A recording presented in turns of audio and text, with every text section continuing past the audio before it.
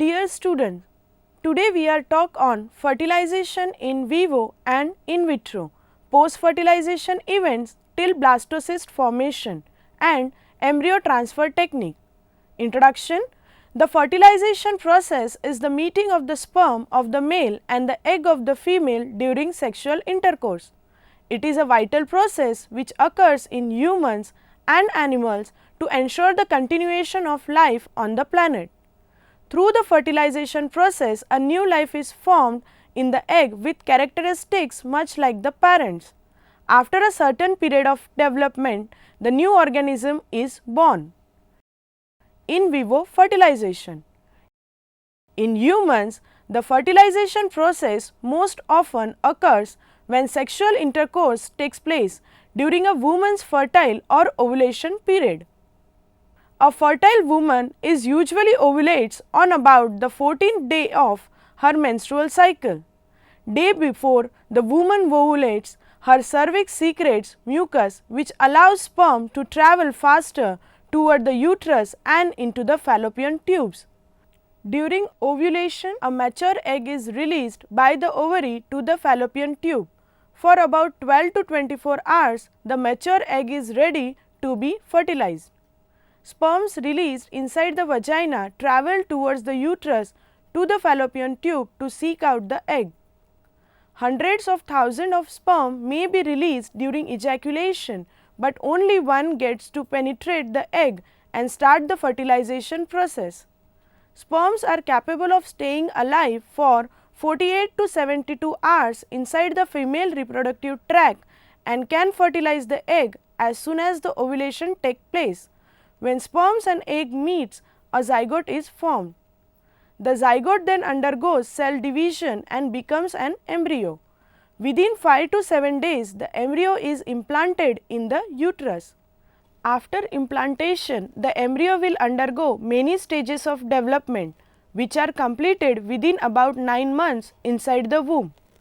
During the pregnancy, the female body releases a specific hormone called the human chorionic gonadotropin hormone, which can be detected in the urine and blood. A positive test after a missed menstrual period usually indicates that the fertilization process was successful. The human fertilization process can also occur outside the womb through the in vitro fertilization process. Scientists usually perform this procedure to help couples with fertility problems. In vitro fertilization. In vitro fertilization is one of the assisted reproductive technologies which literally means fertilization in glass. It is mostly done in the laboratory wherein mature egg harvested from the ovaries of the female and sperm from the male are placed in a glass dish for fertilization to occur. An embryo is then implanted in the womb of the woman and allowed to develop and grow naturally. Embryos and children conceived by IVF rather than in the normal environment of the mother's body are sometimes referred to as test tube babies. Human embryos were created in the laboratory in the 1950s and 1960s, but the first baby born as a result of IVF was Louise Brown. She was born in July 1978 in Great Britain as a result of effort of Patrick Stephon, a gynecologist, and Dr. Robert Edwards, a physiologist. IVF procedure. IVF is not one simple procedure, but a series of steps over several weeks are required. The steps involved in this procedure are: number 1, stimulating the ovaries; number 2, collecting the eggs; number 3, fertilization; number 4, embryo transfer. Number 1, stimulating the ovaries. Hormones are usually given to stimulate the ovaries to produce more than the usual one egg per cycle. This is to enable the collection of several eggs. The development of the eggs is monitored by the blood test and ultrasound that ensure eggs are collected at precisely the right time. Number 2, collecting the eggs. When the time comes to collect the eggs, an ultrasound probe is placed in the vagina while the woman is under light sedation. The ultrasound monitor shows where the follicles are within the ovaries. A fine needle is passed through the vaginal wall and into the ovaries. Each follicle, that is sac of fluid in the ovary, is pierced in order to collect its egg. Number 3. Fertilization. A couple of hours after egg collection, the man provides a sample of semen. In a standard IVF treatment, the eggs are mixed with the sperm in a culture dish. For intracytoplasmic sperm injection, that is ICSI treatment, one sperm is injected directly into the cytoplasm of the each egg. If an egg is fertilized by a sperm, a zygote or pre-embryo will begin to develop. The pre-embryo remains in the incubator for 2 to 5 days while it continues to grow and divide. Number 4. Embryo transfer.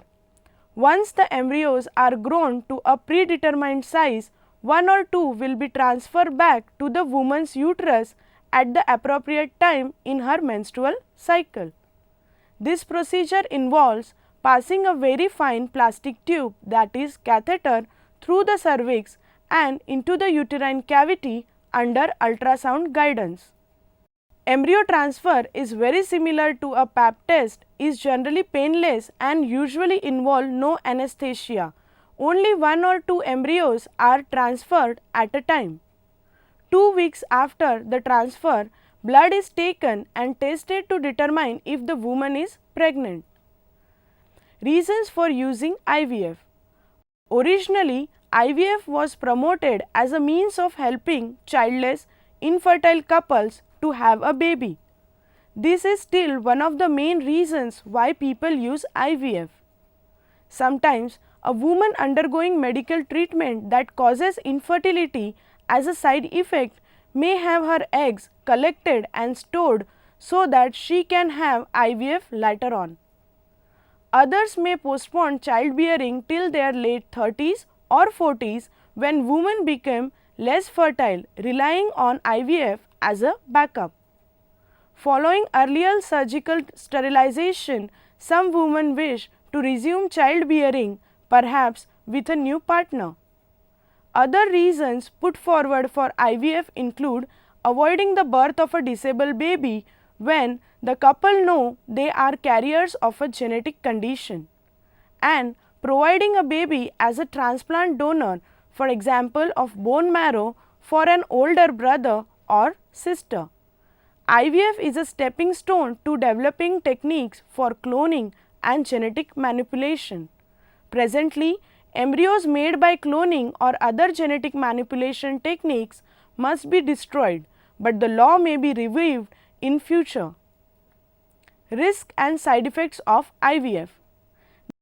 There is no clear evidence that infertility medicines, if properly used, increase the risk of birth defects or cancer. The increase in the hormones estrogen can cause breast tenderness, slight nausea, dizziness and slight abdominal swelling.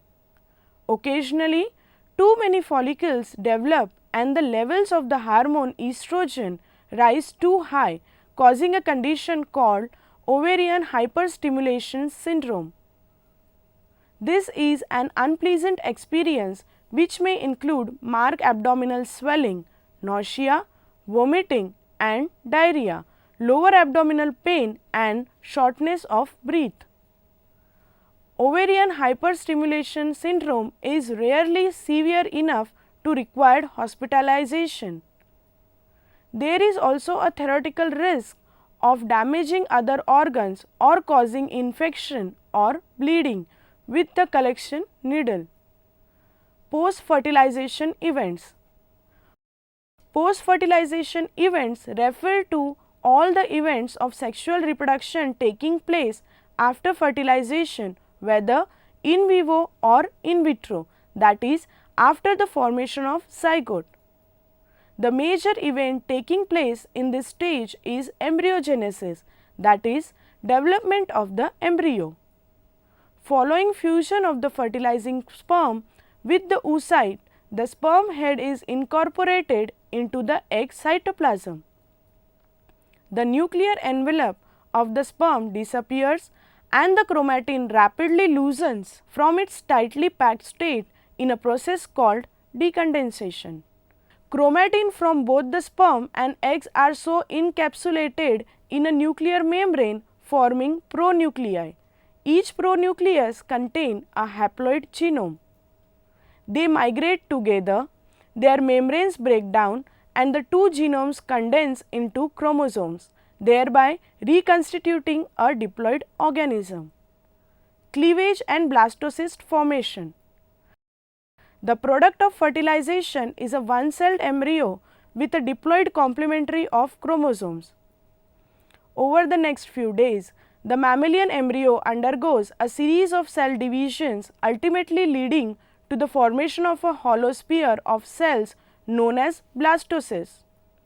At some point between fertilization and blastocyst formation, the embryo moves out of the oviduct into the lumen of the uterus. The one-cell embryo undergoes a series of cleavage division progressing through 2-cell, 4-cell, 8-cell and 16-cell stages. The cells in the cleavage stage embryos are known as blastomeres. Early on, cleavage divisions occur quite synchronously. In other words, both blastomeres in a 2-cell undergo mitosis and cytokinesis almost simultaneously. For this reason, recovered embryos are most commonly observed at the 2, 4 or 8 cell stage. Embryos with an odd number of cells, that is 3, 5, 7 are less commonly observed simply because those states last for a relatively short time. Soon after development of the 8-cell or 16-cell embryo, depending on the species, the blastomeres begin to form tight junctions with one another, leading to deformation of their round shape and formation of a mulberry shaped mass of cells called morula. This changes in shape of the embryo is called compaction. Formation of junctional complexes between blastomeres gives the embryo an outside and an inside. The outer cells of the embryo also begin to express a variety of membrane transport molecules including sodium pumps. One result of these changes is an accumulation of fluid inside the embryo which signals formation of the blastocyst, an early blastocyst containing a small amount of blastocylic fluid. As the blastocyst continues to accumulate blastocylic fluid, it expands to form an expanded blastocyst. The blastocyst stage is also a landmark in that this is the first time that two distinctive tissues are present. The blastocyst is composed of a hollow sphere of trophoblast cells, inside of which is a small cluster of cells called the inner cell mass. Trophoblasts goes on to contribute to fetal membrane systems, while the inner cell mass is destined largely to become the embryo and fetus. Eventually, the stretched zona pellucida develops a crack and the blastocyst escapes by a process called hatching.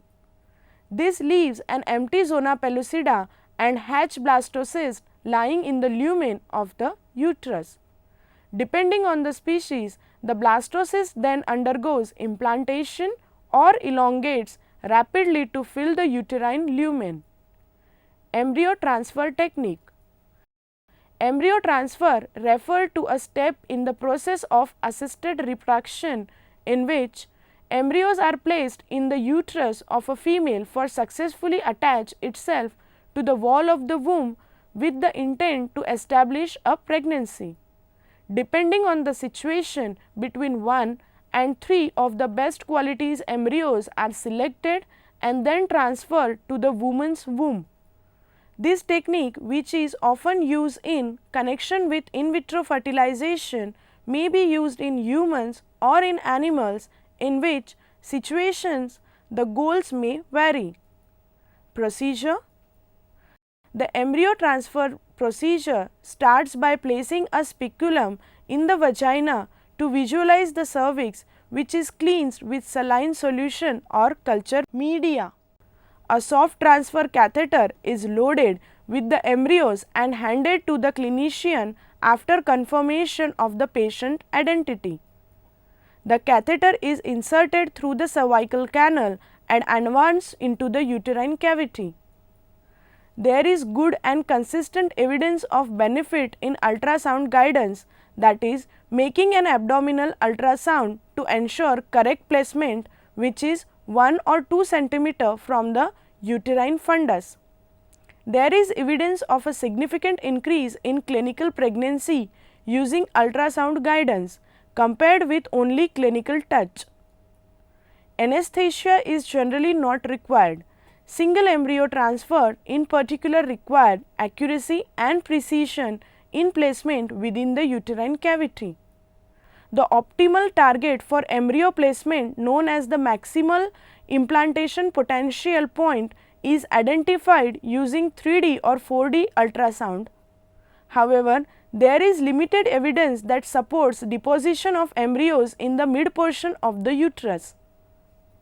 After insertion of the catheter, the contents are expelled and the embryos are deposited.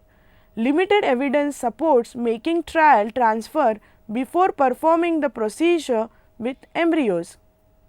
After expulsion, the duration that the catheter remains inside the uterus has no effect on pregnancy rates.